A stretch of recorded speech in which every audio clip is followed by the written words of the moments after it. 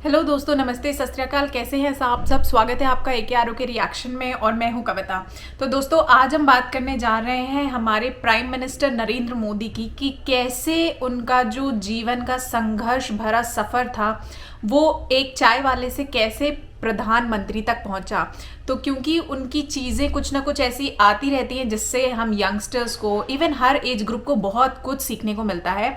मगर उसके अलावा मुझे लगा कि शायद उनकी एक कंप्लीट बायोग्राफी जहाँ पे उनका कंप्लीट स्ट्रगल दिखाया गया है कि कैसे उनके जीवन में किस तरह के मुश्किल संघर्ष, मुश्किल हालात पैदा हुए और उन सब से ऊपर उठकर उन्होंने एक साधारण से व्यक्ति से प्रधानमंत्री बनने तक का सफ़र तय किया है, जो कि अपने आप में एक बहुत प्रेरणादायक बात है। तो आइए पहले इस वीडियो को देखते हैं जो हमें बताएगा प्रधानमंत्री के जीवन के कुछ महत्वपूर्ण हिस्से जो शायद हमसे से कोई ना जानता हो। तो पहले हम उन्हें देखते हैं और उसके बारे में बात करेंगे आगे।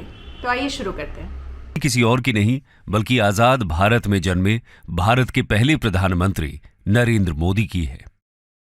कहा जाता है कि आजाद भारत में पंडित नेहरू और इंदिरा गांधी के बाद इतना लोकप्रिय प्रधानमंत्री अगर कोई हुआ है तो वो हैं नरेंद्र मोदी।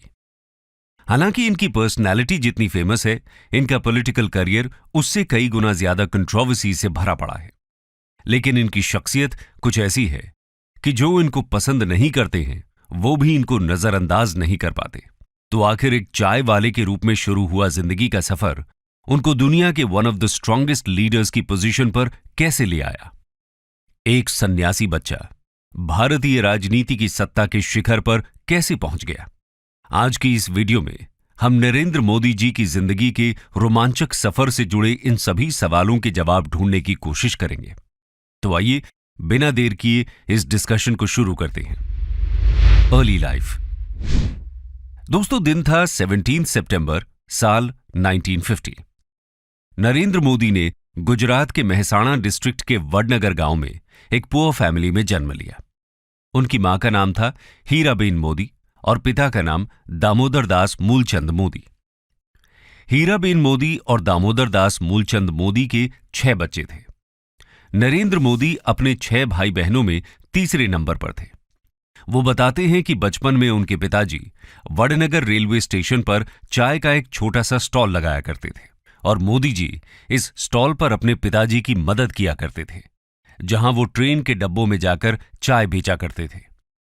ट्रेन में अलग अलग लोगों के साथ बातचीत के दौरान उनकी हिंदी शुरू से ही काफी अच्छी हो गई। वहीं दूसरी तरफ उनकी मां घर चलाने के लिए दूसरे घरों में भी काम किया करती थी। बचपन में उन्होंने अपनी स्कूलिंग वडनगर से ही की। वो बड़े शौक से स्कूल जाते थे। हालांकि वो पढ़ाई में एक एवरेज स्टूडेंट थे, लेकिन उनको थिएटर और स्पोर्ट्स में भाग लेने का बहुत शौक था। भले ही उनकी जेब खाली हो, लेकिन उनका दिल और दिमाग हिम्मत से भरपूर रहता था। वो बताते हैं कि उनके स्कूल के पास एक झील हुआ करती थी जिसमें वो अक्सर खेलने जाया करते थे। एक बार उन्हें वहां मगरमच्छ का एक बच्चा मिला, जिसको बहुत बहादुरी से उठाकर वो घर ले आए, लेकिन मां के समझाने पर उन्होंने उसको वापस झील में छोड़ दिया।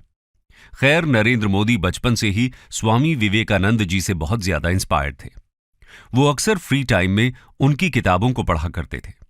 इसके अलावा उनको इतिहास पढ़ने का भी बहुत शौक था। देश के इतिहास को जानने के लिए वो लाइब्रेरी जाकर कई कई साल पुराने न्यूज़पेपर मांगकर पढ़ा करते थे। उनके बचपन में एक बड़ा मोड़ 8 साल की उम्र में आया, जब वो अपने हिंदी टीचर चंद्रकांत दवे से इंस्पायर होकर आरएसएस की शाखा में जाने लगे। एक दिन वडनगर की एक शाखा में लक्ष्मण राव इनामदार, जिनको सब वकील साहब कहते थे, वो आरएसएस के लोगों को संबोधित करने वहां पहुंचे। उनके शब्दों से नरेंद्र मोदी बहुत इंस्पायर हुए। इस दौरान 1962 में इंडिया और चाइना के बीच एक युद्ध छिड़ गया। इस वॉर में भारत की हार ने मोदी जी को झकझोर दिया। इसके चलते उनका देश के लिए प्रेम और भी ज्यादा इंटेंसिफाई हो गया। इसी के बाद उन्होंने सेना में भर्ती होने का सपना देखा, लेकिन पैसों की कमी के कारण वो आर्मी स्कूल नहीं जा पाए। इसके बाद उन्होंने एनसीसी ज्वाइन करने की ठानी। हालांकि उनकी कद काठी एनसीसी के स्टैंडर्ड्स के हिसाब से फिट नहीं बैठ रही थी, लेकिन जब उनकी कमिटमेंट को देखते हुए उनके फिजिकल टेस्ट लिए गए, तब उन सब में उन्होंने बाजी मार ली। इसके अलावा मोदी जी की एक और खूबी थी, उनको साफ सुथरे कपड़ों का बहुत शौक था। हालांकि वो बहुत महंगी पोशाक नहीं पहनते थे, लेकिन वो जो भी पहनते वो एकदम साफ सुथरा होता था। ये उनकी पर्सनैलिटी में आज भी साफ झलकता है। दोस्तों, इसी दौरान लगभग 13 साल की उम्र में उनकी शादी तय कर दी गई और 17 साल की उम्र में उनकी यशोदाबेन चमनलाल के साथ शादी कर दी गई। इस बीच उन्होंने देश के जवानों की भी खूब सेवा की। 1965 के इंडो पाक वॉर के दौरान सैनिकों के साथ उनका लगाव और भी ज्यादा बढ़ गया। बताया जाता है कि वो वडनगर स्टेशन पर सैनिकों से भरी ट्रेन्स में उनको चाय और खाना पहुंचाया करते थे। यानी उनमें छोटी सी उम्र से ही देश प्रेम कूट कूट कर भरा था। धीरे धीरे वो और भी ज्यादा विचारशील होते गए। वो अपना ज्यादातर समय लाइब्रेरी में किताबों के बीच बिताने लगे। वो अपने देश के लिए कुछ कर दिखाना चाहते थे। साथ ही वो घर से बाहर निकलकर जीवन का सही अर्थ भी खोजना चाहते थे। उनका मानना था कि वो घर परिवार में उलझकर ये नहीं कर पाएंगे। इसलिए शादी के कुछ ही समय बाद उन्होंने घर से दूर जाने का फैसला किया। 1967 में उन्होंने बहुत छोटी सी उम्र में ही अपना पारिवारिक जीवन त्याग दिया। आगे जाकर उन्होंने अपना नाम अनिकेत भी रखा। अनिकेत यानी जिसका कोई घर नहीं। खैर, घर से निकलकर वो सबसे पहले अपने आदर्श स्वामी विवेकानंद की दीक्षा लेने दीक्षा मठ जा पहुंचे, लेकिन वहां उनको दीक्षा नहीं दी गई। असल में रामकृष्ण मिशन का सन्यासी बनने के लिए उनका ग्रेजुएट होना जरूरी था, लेकिन मोदी जी इसके लिए एलिजिबल नहीं थे। वहां के लोगों ने उनको समझाया कि अभी उनकी उम्र अपने परिवार के साथ रहकर उनकी सेवा करने की है। इतनी कम उम्र में इतना कठिन जीवन ठीक नहीं है, लेकिन उन्होंने तो ठान लिया था। तो इसके बाद उन्होंने लगभग 2 साल नॉर्दर्न और नॉर्थ ईस्टर्न इंडिया में ट्रैवलिंग करते हुए गुजारे। कोलकाता से नॉर्थ ईस्ट, वहां से अल्मोड़ा, उसके बाद केदारनाथ, फिर वहां से दिल्ली, राजस्थान और राजकोट से होते हुए वो गुजरात की ओर गए। 1969 के आसपास वो वडनगर में एक बार फिर वापस आए। उनके जाने की वजह से घर में दुख और शिकायत का माहौल छाया हुआ था। लेकिन इससे पहले कि ये इमोशंस उनको कमजोर करे, मोदी जी एक बार फिर सबसे अलविदा लेकर अपनी तलाश में निकल पड़े। इस बार वो सीधा अहमदाबाद गए। यहां उन्होंने कुछ दिन अपने मामा की चाय की कैंटीन पर काम किया। इस दौरान उनका आरएसएस के रीजनल हेडक्वार्टर्स में आना जाना लगा रहता था। वहां उनकी मुलाकात एक बार फिर वकील साहब से हुई और यहीं से उनकी आरएसएस की जर्नी की शुरुआत हुई। Entry into RSS. दोस्तों, जब वकील साहब की नजर नरेंद्र मोदी पर पड़ी तो उन्होंने उनमें बहुत सी खूबियां नोट की। वकील साहब भी उनसे बहुत प्रभावित थे। अहमदाबाद पहुंचकर वकील साहब ने आरएसएस के गुजरात हेडक्वार्टर्स में मोदी जी के रहने के सभी अरेंजमेंट्स करा दिए। 1971 में 18 साल की उम्र में ही उन्होंने राष्ट्रीय सेवक संघ यानी आरएसएस को ज्वाइन कर लिया और यहां उन्होंने आरएसएस के प्रचारक के रूप में काम करना शुरू कर दिया। अब वो अपना पूरा समय आरएसएस के कामों में बिताने लगे। इस समय उन्होंने गुजरात के कोने कोने में अलग अलग विषयों पर काम किया, जिसकी वजह से उनको लोगों के दुख दर्द की समझ बहुत अच्छे तरीके से होने लगी। आरएसएस में भी वो दिन रात लोगों के बीच जमकर मेहनत किया करते थे। मेहमानों को जगाना, लोगों को चाय नाश्ता देना, ऑफिस की साफ सफाई करना, ये सब उन्हीं के जिम्मे था। इस दौरान मोदी जी ने अपनी पढ़ाई बीच में ही छोड़ दी थी। उस समय वकील साहब ने उनको अपनी पढ़ाई पूरा करने के लिए भी प्रोत्साहित किया। कहा जाता है कि वकील साहब का मोदी जी की पर्सनालिटी को निखारने में बहुत बड़ा योगदान रहा।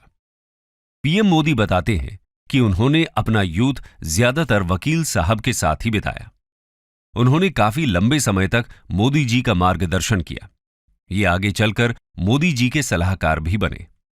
खैर, 1975 में देश में लगी इमरजेंसी के दौरान जब आरएसएस जैसी संस्थाओं को बैन कर दिया गया, उस समय भी मोदी जी अपने काम से पीछे नहीं हटे। उस समय उनको इस इमरजेंसी का विरोध करने की अहम जिम्मेदारी सौंपी गई। उन्होंने अपनी जिम्मेदारी को बखूबी निभाया। इसके बाद आरएसएस में उनका ओहदा पहले से कई गुना बढ़ गया। 1978 में उनको आरएसएस का रीजनल ऑर्गेनाइजर बनाया गया। कुछ समय सूरत और वडोदरा में काम करने के बाद 1979 में उनको आरएसएस की दिल्ली ब्रांच में भेजा गया। दिल्ली से वो कुछ समय बाद एक बार फिर गुजरात वापस लौटे। इस दौरान उन्होंने एक बुक भी लिखी जिसका नाम था संघर्ष मां गुजरात। इस बुक में उन्होंने गुजरात की पॉलिटिक्स और सोसाइटी को बहुत गहराई से डिस्कस किया। 1980 में उन्होंने गुजरात यूनिवर्सिटी से पॉलिटिकल साइंस में अपना ग्रेजुएशन भी खत्म किया। 1985 में आरएसएस ने उनके कमिटमेंट और हार्डवर्क को देखते हुए उनको बीजेपी को सौंप दिया। 1987 में उन्होंने भारतीय जनता पार्टी को उसके ऑर्गेनाइजिंग सेक्रेटरी के रूप में ज्वाइन किया। बीजेपी के सीनियर लीडर्स उनसे बहुत ज्यादा प्रभावित हुए। इस दौर में वो अटल बिहारी वाजपेयी जी के भी बेहद करीब आ गए। पार्टी में काम करते वक्त वो उनसे बहुत कुछ सीखते थे। आज उनकी भाषा में भी वाजपेयी जी की छवि साफ झलकती है। खैर, कुल मिलाकर मोदी जी जहां भी गए उन्होंने लोगों को अपना दीवाना बना दिया। बीजेपी में भी कुछ ऐसा ही हुआ और उनकी मेहनत जल्द ही रंग लाई। 1990 में उनको बीजेपी की नेशनल इलेक्शन कमेटी में इलेक्ट किया गया। अपने इसी रोल के चलते 1990 में उन्होंने लाल कृष्ण आडवाणी की भव्य रथ यात्रा का शानदार आयोजन किया। सोमनाथ से लेकर मुंबई तक चली इस रथ यात्रा में मोदी जी ने आडवाणी के सारथी का काम किया।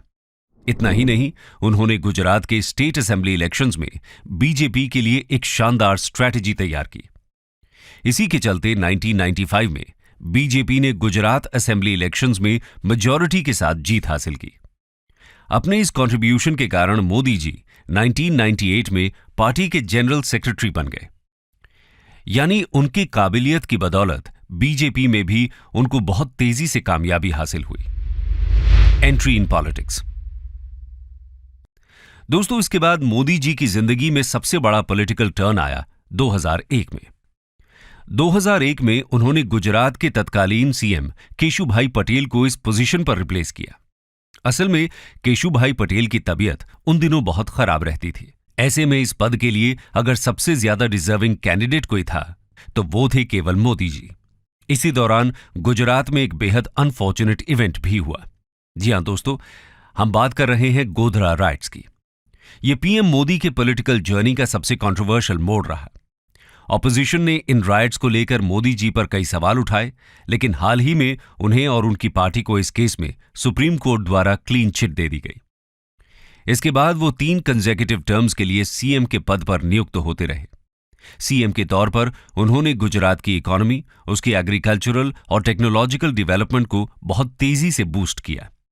हालांकि गुजरात हमेशा से इंडिया के डेवलप्ड स्टेट्स में से एक रहा, लेकिन मोदी जी के आने के बाद इस स्टेट के डेवलपमेंट में 4 चांद लग गए। 2001 से 2010 तक गुजरात ने 10.9% का ग्रोथ रेट अचीव किया, जो उस समय देश के बाकी सभी स्टेट्स में से सबसे ज्यादा था।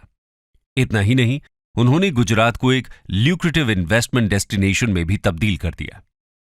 इस दौरान उन्होंने स्टेट में करप्शन खत्म करने के लिए भी बहुत काम किया। गुजरात के डेवलपमेंट मॉडल को देखकर उनका नाम पूरे देश में चमचमाने लगा। इस दौरान वो केवल बीजेपी के ही नहीं बल्कि पूरे देश में एक स्ट्रांग लीडर के रूप में सामने आए। 2014 में उन्होंने वाराणसी से अपने पहले लोकसभा इलेक्शन लड़े। इन इलेक्शंस में उनको रिकॉर्ड ब्रेकिंग विक्ट्री हाथ लगी। दोस्तों, यहां गौर करने वाली बात यह है कि मोदी जी के चाय की दुकान से लेकर देश के पीएम बनने का सफर लोगों में एक खास उम्मीद जगाता है। मोदी जी की कहानी लोगों में डेमोक्रेसी के प्रति एक अटूट विश्वास जगाती है। लोगों को उनमें एक ऐसा आदमी दिखता है जो उनके दुख और दर्द भी समझता है। इसके अलावा आपको बता दें कि जब से उन्होंने अपनी पॉलिटिकल लाइफ में कामयाबी हासिल करनी शुरू की, उनका परिवार सत्ता के गलियारे से हमेशा दूर रहा है। 2014 हो या 2019, पीएम पद की शपथ ग्रहण समारोह में भी उनके परिवार का कोई भी व्यक्ति नजर नहीं आया। वो कहते हैं कि पूरा देश ही उनका परिवार है। देश का हर नागरिक उनका भाई और बहन है। उनका जो कुछ भी है वो सब कुछ उनके देशवासियों का है और अपने देश के सिटीजन्स के साथ उनका यह अटूट कनेक्शन आज उनकी सक्सेस की सबसे बड़ी वजह है। ये नरेंद्र मोदी पर लोगों का संपूर्ण विश्वास ही है जिसकी वजह से 2014 और फिर 2019 में देश की जनता ने उन्हें वोट्स के मामले में पूरी दुनिया में सबसे ज्यादा मत देकर विजयी बनाया है। अगर हम उनके 8 साल के कार्यकाल पर नजर डालें तो उन्होंने demonetisation, GST, surgical strikes, article 370 का एब्रोगेशन और देश के लिए ऐसे कई महत्वपूर्ण डिसीजंस लिए जिनके बारे में सोचना भी नामुमकिन सा लगता है। ये बात झुठलाई नहीं जा सकती कि पीएम मोदी ने हमेशा खुद को एक स्ट्रांग डिसीजन मेकर और रिस्क टेकर लीडर की तरह ही जनता के सामने प्रस्तुत किया है। और केवल इंडिया ही नहीं, आज पूरी दुनिया के बड़े बड़े लीडर्स मोदी जी के साथ एक ऐसी इक्वेशन शेयर करते हैं जो शायद ही इंडिया के किसी और पीएम के साथ शेयर की गई। जब भी वो किसी देश में किसी बड़े इवेंट के लिए जाते हैं तो वहां की गवर्नमेंट और लोगों के बीच उनको लेकर जो क्रेज देखने को मिलता है वो उनके इसी यूनिक चार्म का जीता जागता उदाहरण है। पीएम मोदी ने इंडिया के डोमेस्टिक फाउंडेशंस को मजबूत कर ग्लोबल स्टेज पर उसको एक इमर्जिंग सुपर पावर का दर्जा दिलाया है, जो आज हर भारतवासी के लिए बहुत गर्व की बात है। तो दोस्तों, कैसा लगा आपको? मुझे तो ये काफ़ी ज़्यादा इंस्पायरिंग लगी ये स्टोरी, और लिटरली एक अलग सी हिम्मत पैदा हो गई ये देखने के बाद कि भले ही हमारे रास्ते में कितनी ही परेशानियाँ, कितनी ही बड़ी मुश्किल क्यों ना आ जाए, कभी आपको हार नहीं माननी चाहिए और हमेशा जीवन में आगे बढ़ते रहना चाहिए। तो इसी के साथ मैं आपसे विदा लेती हूँ। जय हिंद, नमस्ते, सत श्री अकाल। आप सब अपना ध्यान रखिएगा। चैनल को लाइक, शेयर और सब्सक्राइब करना ना भूलें।